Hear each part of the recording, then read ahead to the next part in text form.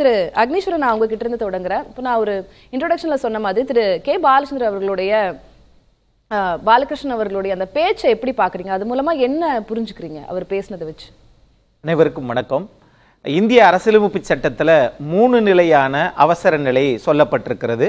ஒன்று தேசிய அவசர நிலை, இன்னொன்று மாநில அவசர நிலை, இன்னொன்று நிதி அவசர நிலை. அப்போ இதில் அரசாங்கங்கள் மாநில அல்லது மத்திய அரசாங்கங்கள் சொன்னால் அது பிரகடனம்.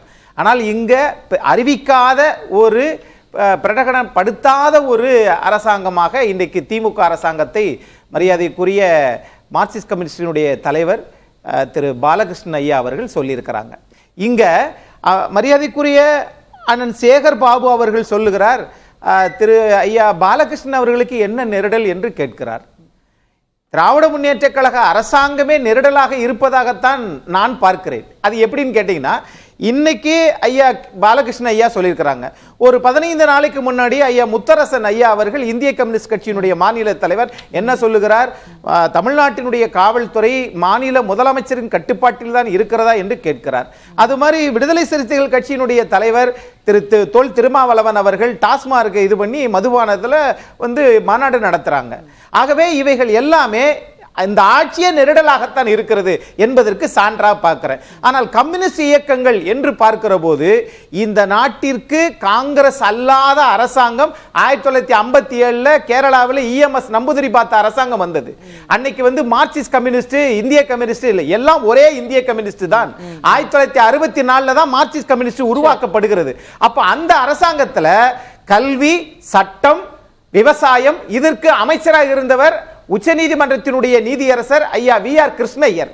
அவர் என்ன சொல்றார்னா, போராட்டம் என்று நடத்த வந்தால் எந்த காவல்துறையும் அவர்களை அடிக்கக்கூடாது, துன்புறுத்தக்கூடாது, அவர்களுக்கு அனுமதி வழங்க வேண்டும் என்று காங்கிரஸ் அல்லாத முதல் அரசாங்கம் கேரளாவில் 57 வந்தபோது சட்டத்துறை அமைச்சராக இருந்த அவர் சொன்னதுதான் இன்னும் வரைக்கும் கேரளாவில் பொது விதி முறையாக காவல்துறை பின்பற்றப்படுகிறது. அக்னீஸ்வரன், இப்போ ஒரு ஆளும் அரசாங்கம், அந்த அரசாங்கம் ஏதேனும் தவறுகள் செய்கிறார்கள், இல்ல மக்களுக்கு அது சரியாக படாது அப்படின்ற அடிப்படையில எதிர்கட்சிகள் அதனை சுட்டிக்காட்டுவதற்கு முன்னாடி கூட்டணியில் இருக்கக்கூடிய நாங்களே அதனை சுட்டிக்காட்டுவோம் அப்படின்றதுதான் விடுதலை சிறுத்தைகள் கட்சியாகட்டும், மார்க்சிஸ்ட் கம்யூனிஸ்ட் கட்சிகளாகட்டும் அவர்களுடைய நிலைப்பாடா இருக்கு.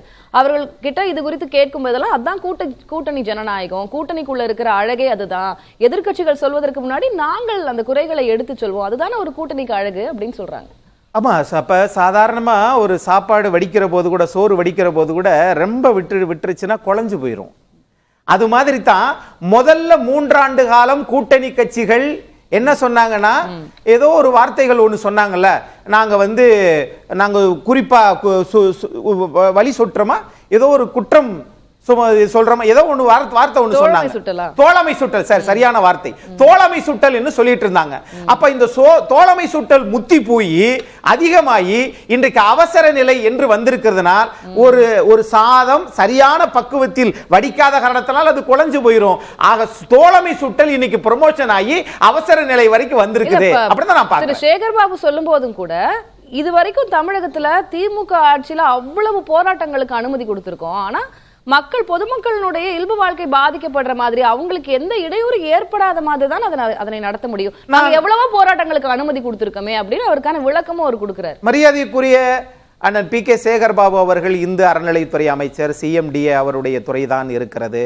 எத்தனை போராட்டங்கள், அதிமுக ஆட்சியில் 30,000 போராட்டங்களுக்கு மேலாக அதிமுக அரசாங்கம், அன்றைய மறைந்து போன அம்மையார் செல்வி ஜெயலலிதா அவர்களும், மாண்புமிகு இன்றைய எதிர்க்கட்சி தலைவர் முதலமைச்சராக திரு எடப்பாடி பழனிசாமி அவர்கள் உங்களுக்கு அனுமதி கொடுத்தாங்களே.